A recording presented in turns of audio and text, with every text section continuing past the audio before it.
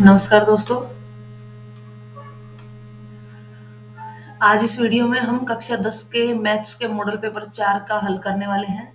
एक वीडियो में केवल एक ही पार्ट करेंगे, काफी लंबी वीडियो ना हो इसके लिए हम बिल्कुल आराम आराम से सारे मॉडल पेपर कवर करेंगे।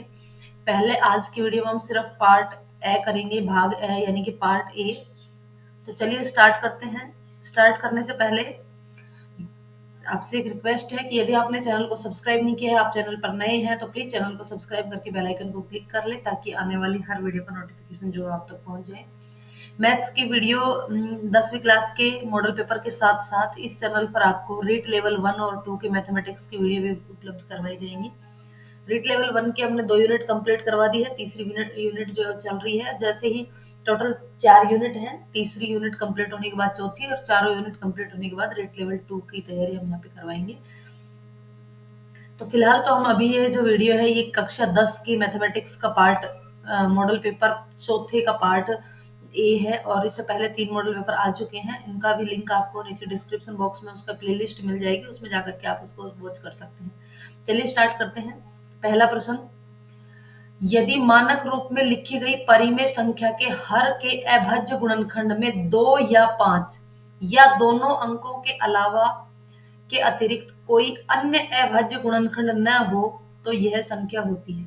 यानी कि ये कह रहा है कि मान लो कोई संख्या है p बटे क्यू, जिसमें जो हर है वो है q, और q के गुणनखंड या तो 2 की घात 2 होने चाहिए केवल, या फिर 5 या 5 की घात के रूप में होने चाहिए। इन दोनों के अलावा अगर कोई तीसरा अन्य कोई भी अभाज्य गुणनखंड ना हो तो ये जो परिमेय संख्या है ये किस रूप की होती है। अशांत दशमलव प्रसार होता है कि शांत दशमलव प्रसार होता है, कि दोनों हो सकती है या इनमें से कोई नहीं। तो जब भी कोई परिमेय संख्या का हर इस रूप का होता है तो उसमें हमेशा परिमेय संख्या जो है वो शांत दशमलव प्रसार की होती है। कैसी होती है? शांत होती है। तो यहाँ पे आंसर आ जाएगा ऑप्शन बी। नेक्स्ट प्रश्न,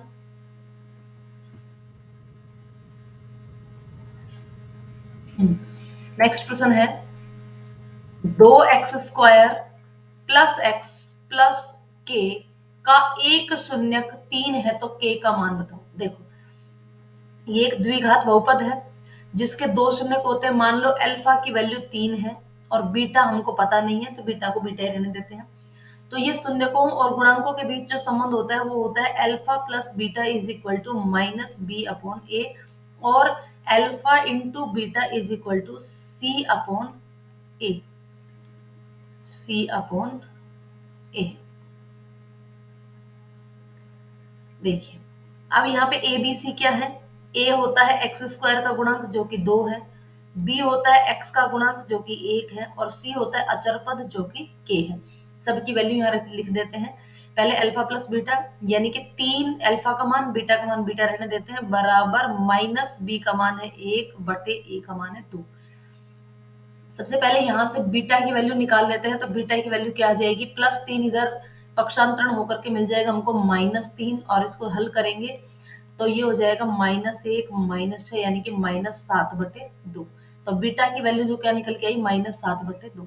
अब हमें यहाँ से अल्फा इंटू बीटा से हमें के की वैल्यू फाइंड आउट करनी है। तो अल्फा का मान 3, बीटा का भी हमने निकाल लिया -7/2, बराबर सी का मान दे रखा है के और ए का मान दे रखा है 2।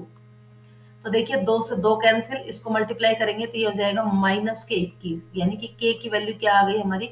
-21। तो ऑप्शन डी यहाँ पे उसका आंसर हो जाएगा -21। नेक्स्ट प्रश्न, समीकरण y बराबर mx प्लस 3 में x बराबर -2 और y बराबर 5 प्रतिस्थापित करने पर m का मान क्या होगा? यहाँ देखते हैं। देखिए इसको y बराबर mx प्लस 3, y की वैल्यू क्या रखनी है? 5 रखनी है। तो 5 बराबर m का मान ज्ञात करना है तो m को m रहने देंगे, x की वैल्यू -2 रखनी है तो ये हो जाएगा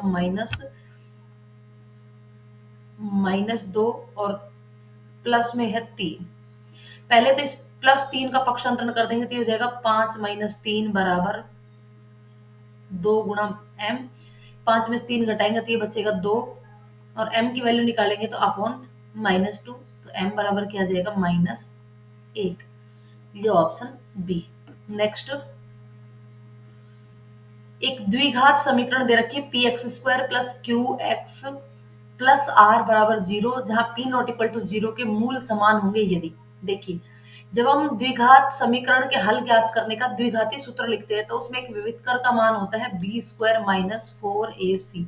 बी जो है वो होता है एक्स का गुणांक, जो कि यहाँ पे क्या है, यहाँ पे है क्यू। ए होता है एक्स स्क्वायर का गुणांक, जो कि यहाँ पे है कैपिटल पी। और सी होता है अचर पद, जो कि यहाँ पे है आर। तो जब दोनों मूल समान हो तो उस केस में बी स्क्वायर माइनस 4ac का मान क्या होना चाहिए, 0 होना चाहिए। तो ये वैल्यू पुट कर देते हैं। बी की जगह लिख देंगे क्यू, तो क्यू स्क्वायर माइनस 4, ए की जगह पी और सी की जगह आर बराबर 0। तो यहां से देखिए हमको क्या मिलेगा, Q square is equal to 4पी आर बराबर 4पी आर। तो यहाँ पे ऑप्शन हो जाएगा क्यू स्क्वायर बराबर 4पी आर, ऑप्शन सी। नेक्स्ट, श्रेणी 72, 70, 68, 66 का कौन सा पद 40 होगा। देखिए, ए की वैल्यू दे रखी है यहाँ पे 72, डी का मान अगर हम निकालें तो 70 माइनस 72 बराबर माइनस के 2। कौन सा पद 40 होगा, यानी कि एन वा पद दे रखा है 40, तो एन की वैल्यू फाइंड आउट करनी है। तो यहाँ पे A N is equal to formula होता है A plus N minus 1 into D. A N का मान पूछा है 40 दे रखा है, ए का मान यहाँ से हमको 72 मिल गया, plus N minus 1 into D की वैल्यू मिल गई माइनस के 2। सबसे पहले 72 को इधर लेके आएंगे, तो ये हो जाएगा 40 माइनस 72, और 40 माइनस 72 करेंगे तो ये बचेगा माइनस के 32। और इस माइनस 32 बराबर होगा n माइनस 1 इंटू माइनस 2। इस माइनस 2 गुणा हो रहा है तो इधर इसका भाग दे देंगे माइनस 2 का, यहाँ से हट जाएगा।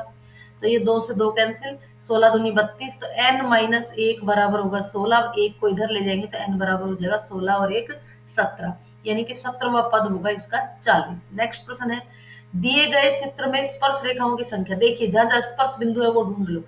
1, 2, 3, 4, 5, 6 और 7। तो आंसर हो जाएगा ऑप्शन डी 7। नेक्स्ट प्रश्न, बिंदु 5 कोमा माइनस 2 की एक्स अक्ष से दूरी।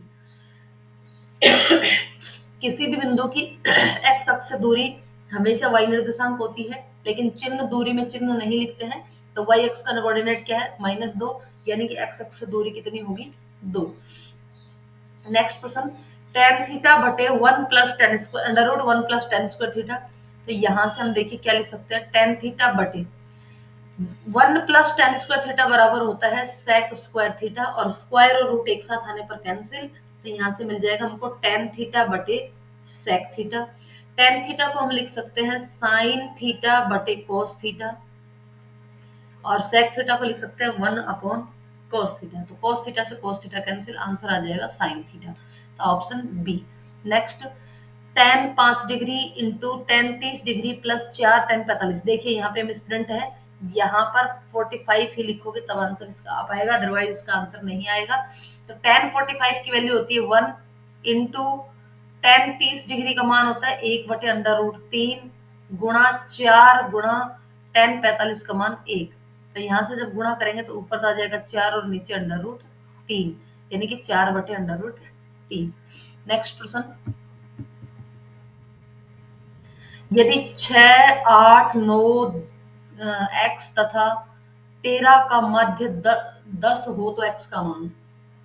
माध्य का सूत्र आंकड़ों का योग बटे आंकड़ों की संख्या। तो आंकड़ों क्या दे रखे हैं, 6 plus 8 plus 9 plus x plus 13 बटे आंकड़ों की संख्या 1, 2, 3, 4, 5। और ये किसके बराबर दे रखा है, 10 के बराबर, यानी कि 5 को इससे गुणा करेंगे तो कितना हो जाएगा 50, और इनको सबको जोड़ेंगे तो 13 और 9 22, 22 और 8 30 और 6 36, यानी कि 36 plus x is equal to 50, 5 दाई 50। तो x की वैल्यू आ जाएगी यहाँ पे 50 माइनस 36, घटाएंगे तो बच जाएगा 14। तो आंसर हो जाएगा ऑप्शन सी 14। नेक्स्ट प्रश्न, संख्या दे रखी है 1, 2, 3 और n तक की संख्या दे रखी है, इनका माध्य ज्ञात करना है, यानी कि सभी संख्याओं का योग बटे 2। सूत्र होता है हमारा आंकड़ों का योग बटे आंकड़ों की संख्या।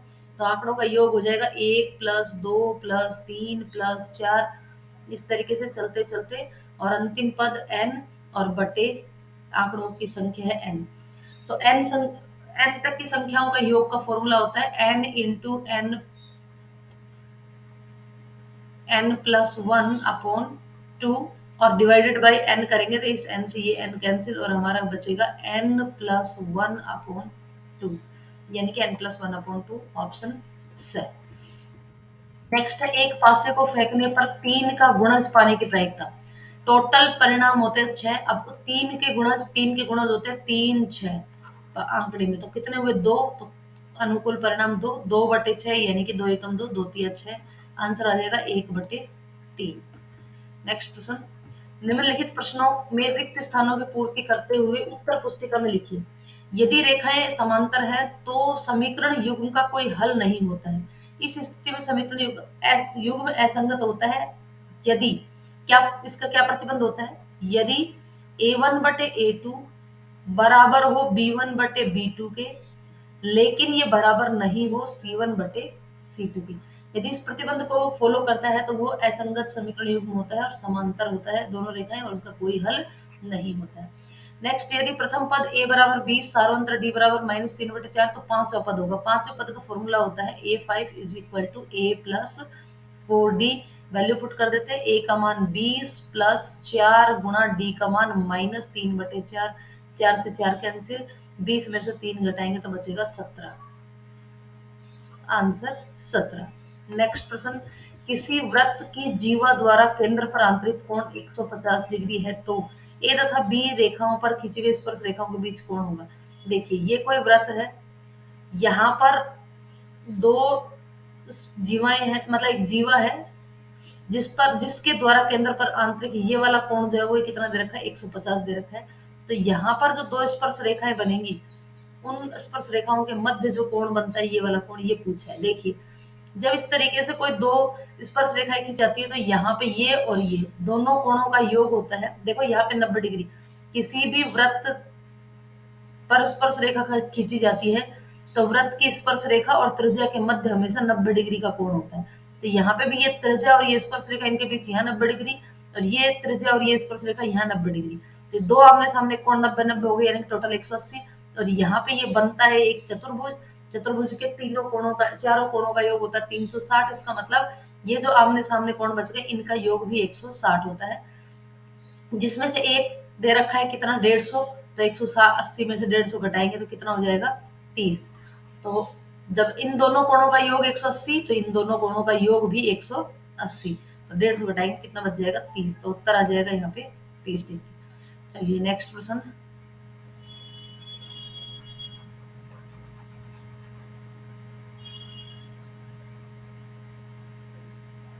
नेक्स्ट प्रश्न है y अक्ष पर स्थित प्रत्येक बिंदु के x निर्देशांक का मान हमेशा क्या होता है, 0 होता है। नेक्स्ट, साइन 40 साइन नहीं sec 40 degree minus tan 40 degree बराबर, देखिए ये होता है सूत्र sec square theta minus tan square theta बराबर 1। अब यहाँ पे थीटा की वैल्यू कितनी दे रखी है 40 दे रखी है, उससे कोई फर्क नहीं पड़ता, थीटा की वैल्यू कुछ भी हो सकती है लेकिन दोनों इक्वल होनी चाहिए। नेक्स्ट, 5 संख्याओं का औसत 18 है, यदि एक संख्या हटा दी जाए तो औसत 16 हो जाता है, हटाई गई संख्या का मान ज्ञात करो। देखिए 5 संख्याओं का औसत 18 है तो 5 संख्याओं का योग होगा 18 गुणा 5, 18 पंजो 90। एक संख्या हटा दी जाए तो संख्याएं बचेंगी 4, और 4 संख्याओं का औसत है 16, तो 16 चौक 64, यानी कि इनका योग हो गया 64। अब 90 में से 64 घटाएंगे तो जो पांचवी संख्या थी वो आ जाएगी, तो ये हो गया 10, 10 में से 4 गए तो 6, और यहाँ बच गए 8, 26, यानी कि नई संख्या कितनी थी 26 थी। नेक्स्ट प्रश्न, परिमेय संख्या 17/8 को बिना लंबी विभाजन प्रक्रिया किए दशमलव प्रसार शांत में लिखिए। शांत दशमलव प्रसार में लिखना है 17/8।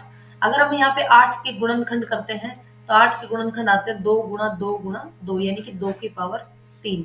शांत दशमलव प्रसार के लिए 5 की घात सेम होनी चाहिए, मतलब 5 की और 2 की घात होनी चाहिए, 5 की घात नहीं है तो हम यहाँ पे क्या करते हैं 5 की घात सेम होनी चाहिए, यहाँ पे दोनों की घात, तो 5 की घात 3 से ऊपर नीचे मल्टीप्लाई कर देते हैं।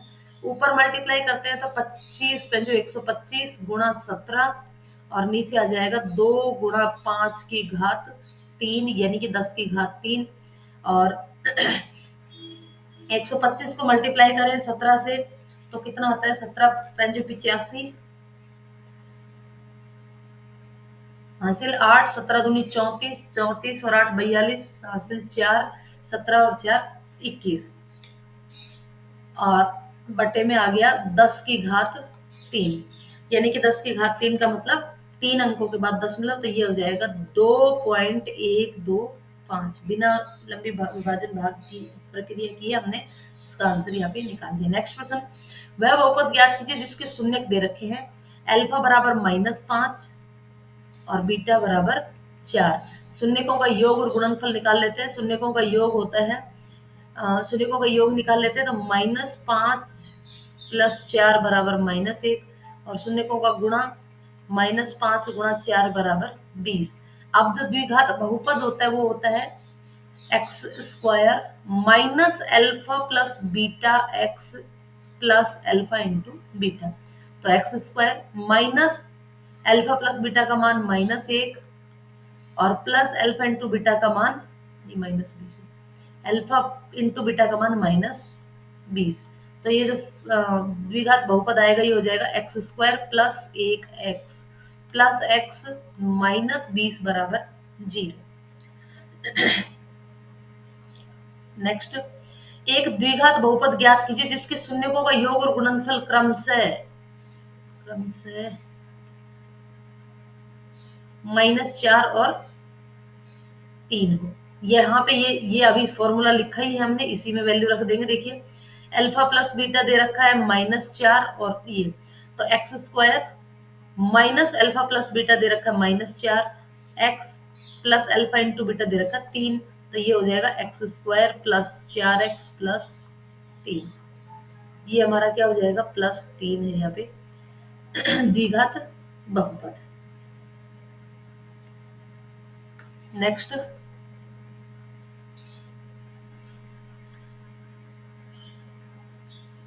निम्न समीकरण निकाय के हलों की प्रकृति ज्ञात कीजिए। जब समीकरण निकाय दो दे रखे हैं, इनके a1 बटे a2, b1 बटे b2 और c1 बटे c2 की वैल्यू निकाल लेते हैं। a1 है 2 और a2 है, a1 बटे a2 बराबर 2 बटे 3, b1 बटे b2 बराबर, b1 का मान है 4 और b2 का मान है 6। इसको काटेंगे तो 2 से काट देंगे, 2 बटे 3। फिर C1 बटे C2 की वैल्यू निकाले तो C1 है -7 बटे -10, ये कटेगा नहीं। इसका मतलब A1 बटे A2 है 2 बटे 3, B1 बटे B2 भी 2 बटे 3। इसका मतलब हो गया A1 बटे A2 बराबर है B1 बटे B2 के, लेकिन माइनस माइनस भी काट दे तो 7 बटे 10 जो कि किसके बराबर है, C के बराबर है, नॉट इक्वल टू है C1 बटे C2।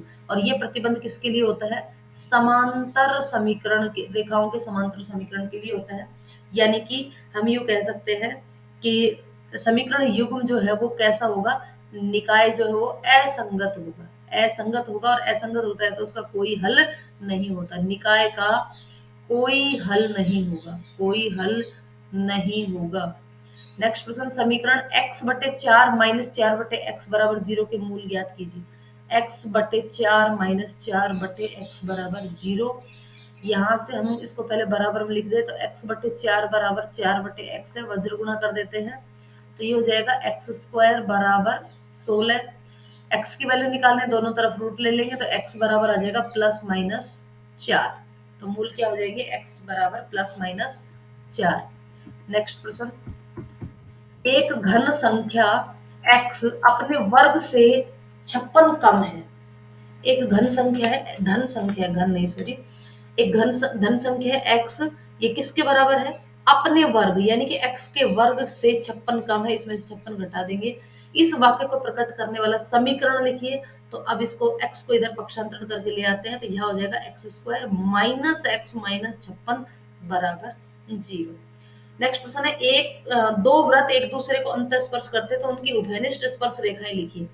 अंतःस्पर्श करते हैं यानी कि एक वृत्त अगर यूं है और दूसरा वृत्त इस तरीके से स्पर्श करता है तो उसकी केवल और केवल एक उभयनिष्ठ स्पर्श रेखा खींची जा सकती है। नेक्स्ट प्रश्न, -3, -4 तथा 1, -2 बिंदुओं को मिलाने वाले रेखाखंड को y अक्ष किस अनुपात में विभाजित करता है। देखिए वाई एक्स पर स्थित कोई बिंदु होता है उसके एक्स कोऑर्डिनेट हमेशा 0 होता है। इसका मतलब एक्स निर्देशांक 0 है।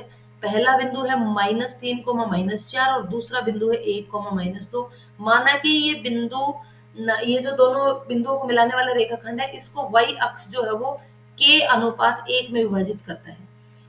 तो इस बिंदु के निर्देशांक 100% 0, y होंगे। y का वैल्यू पता नहीं क्या होगा, लेकिन x कोऑर्डिनेट 0 होगा। क्यों? क्योंकि x y अक्ष जो है वो इसको विभाजित करता है, और y अक्ष पर कोई भी बिंदु जो होता है उसका x निर्देशांक हमेशा 0 होता है। तो x बराबर 0, इसका मतलब ये जो पॉइंट निकल के आएगा इसका वैल्यू 0 होगी। तो x का मान निकालने की बात करें, अगर हम x की वैल्यू निकाल ले तो वो होता है m1 x2 plus m2 x1 बटे m1 प्लस m2। और ये किसके बराबर दे रखा है? 0 के बराबर दे रखा है। तो m1 प्लस m2 इधर मल्टीप्लाई हो जाएगा। यहाँ से हमको क्या मिलेगा? m1 x2, m1 की मान है k और x2 का मान है 1, तो k गुणा 1 प्लस m2 x1, m2 का मान है 1 और x1 का मान है -3, तो 1 गुणा -3 बराबर -3 और बराबर में 0। तो यहाँ से k की वैल्यू क्या मिल जाएगी? पक्षांतरण होगा तो k की वैल्यू मिल जाएगी प्लस की 3। तो किस अनुपात में विभाजित करेगा? तो वह अनुपात जो होगा वो अनुपात होगा 3:1। नेक्स्ट प्रश्न, कोट 85 और कॉस 75 की 0 से 45 के बीच के कोणों के त्रिकोणमिति अनुपात पदों में लिखिए। देखिए 85 को हम लिख सकते हैं कोट 85, कोट 85 को हम लिख सकते हैं 90-5।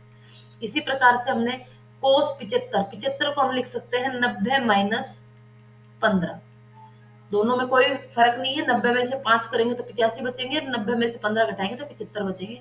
अब देखिए कोट 90 माइनस थीटा जो है वो होता है tan थीटा, यानी कि tan 5 degree, plus cos 90 minus theta बराबर होता है sin थीटा, यानी कि sin 45 डिग्री। तो ये हो गया इसका 0 से 45 के बीच के कोणों के रूप में इसका रूपांतरण।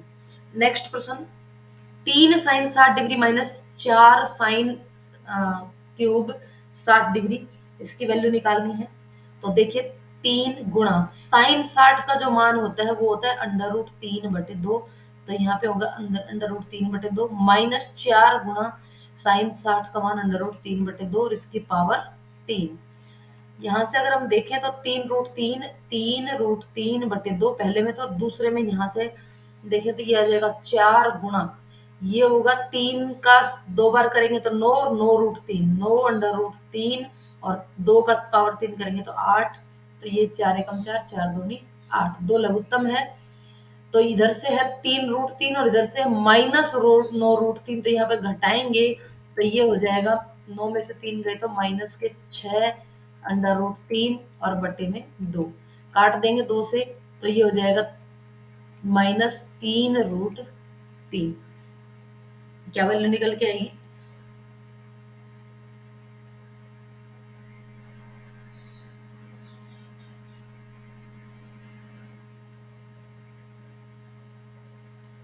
सॉरी, 3 का √3 का क्यूब करेंगे तो होगा 3√3, नो नहीं 3√3, और यहाँ से 3 में से 3 घटाया तो ये आ जाएगा 0।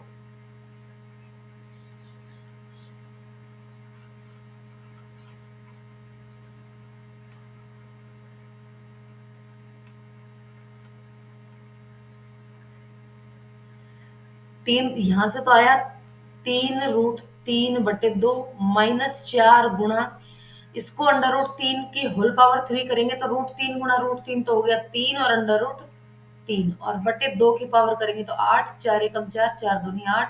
ये 3√3/2 माइनस 3√3/2 बराबर 0, तो वैल्यू हो जाएगी इसकी 0। नेक्स्ट प्रश्न है, निम्न बंटन का माध्यक ज्ञात कीजिए।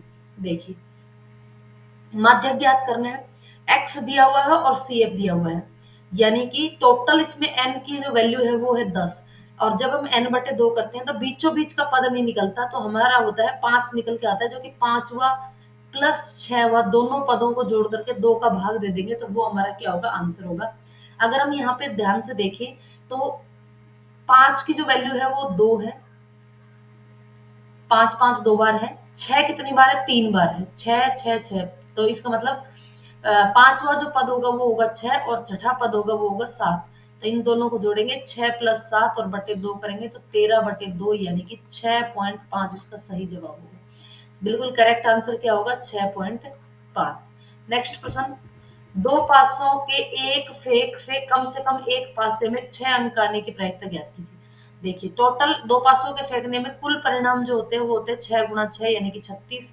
अब अनुकूल परिणाम देखो 1,6 हो सकता है, 2,6 हो सकता है, 3,6 हो सकता है, 4,6 हो सकता है, 5,6 हो सकता है, 6,6 हो सकता है, या फिर 6,1 हो सकता है, या 6,2 हो सकता है, या 6,3 हो सकता है, या 6,4 हो सकता है, या 6,5 हो सकता है। तो कितने हो गए 1 2 3 4 5 6 7 8 9 10 11, यानी कि अनुकूल परिणाम हो गए 11 और कुल परिणाम हो गए 36। तो ये इसकी क्या हो जाएगी प्रायिकता। तो पार्ट ए इतना ही काफी है। नेक्स्ट वीडियो में हम नेक्स्ट पार्ट करेंगे। इस वीडियो को मैं यही खत्म करती हूँ। अगले पार्ट को नेक्स्ट वीडियो में हम पढ़ेंगे। यदि आपने चैनल को सब्सक्राइब नहीं किया चैनल को सब्सक्राइब करें। यदि वीडियो पसंद आई तो वीडियो को लाइक और शेयर करें। वीडियो को अंत तक देखने के लिए धन्यवाद।